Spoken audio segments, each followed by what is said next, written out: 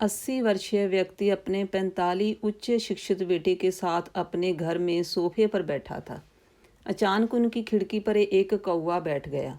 पिता ने अपने बेटे से पूछा, यह क्या है? बेटे ने जवाब दिया, यह एक कौवा है। कुछ मिनटों के बाद पिता ने अपने बेटे से दूसरी बार पूछा, यह क्या है? बेटे ने कहा, पिता मैंने अभी आपको यह एक कौवा है कहा है। थोड़ी देर बाद बूढ़े पिता ने फिर से अपने बेटे से तीसरी बार पूछा, यह क्या है? इस समय बेटे के स्वर में कुछ जलन महसूस हुई।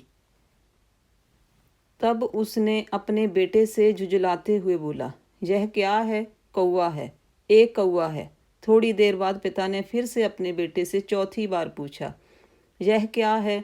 इस बार बेटा अपने पिता पर चिल्लाया, आप मुझसे बार बार एक ही सवाल क्यों पूछते रहते हैं? हालांकि मैंने आपको कई बता चुका हूँ कि ये कौवा है, आप इसे समझ नहीं पा रहे हैं। थोड़ी देर बाद पिता अपने कमरे में गए, एक पुरानी डायरी लेकर वापस आए जिसे उन्होंने अपने बेटे के जन्म के बाद से बनाए रखा था।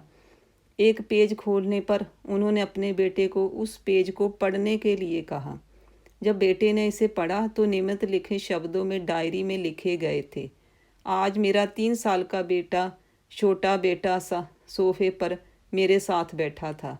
जब खिड़की पर एक कौवा बैठा था, मेरे बेटे ने मुझसे 23 बार पूछा कि ये क्या है, और मैंने उसे 23 बार जवाब दिया, यह एक कौवा था। मैंने उसे हर बार प्यार से गले लगाया और उसने मुझे 23 बार फिर से वही सवाल पूछा।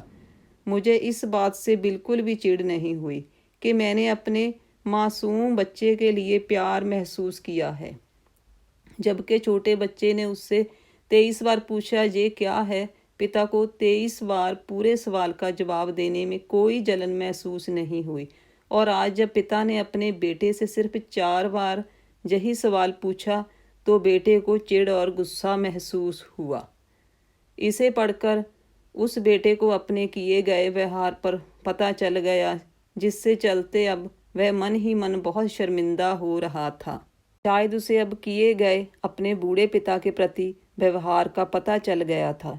इसीलिए यदि आपके माता पिता जब बुढ़ापे में होते हैं, उन्हें ना तो पीछे छोड़ें और ना ही उन्हें एक बोझ के रूप में देखें।